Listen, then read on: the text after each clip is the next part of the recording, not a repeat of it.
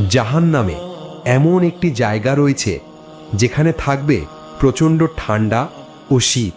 সেখানে ঠান্ডার পরিমাণ এতটাই বেশি হবে যার ফলে জাহান্নামীদের শ্বাস আটকে যাবে, রক্ত চলাচল বন্ধ হয়ে যাবে এবং তাদের শরীরের চামড়া ফেটে যাবে।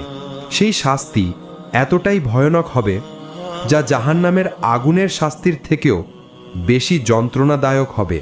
যখন জাহান্নামীদের সেখানে নিয়ে যাওয়া হবে তখন তাদের ঠোঁটগুলো নীল হয়ে যাবে, চোখ জমে যাবে।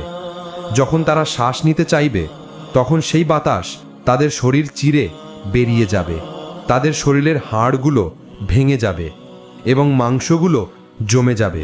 তখন জাহান্নামীরা চিৎকার করতে করতে বলবে, আমাদের গরম আগুনের আযাব দাও, এই ঠান্ডার আযাব থেকে মুক্তি দাও।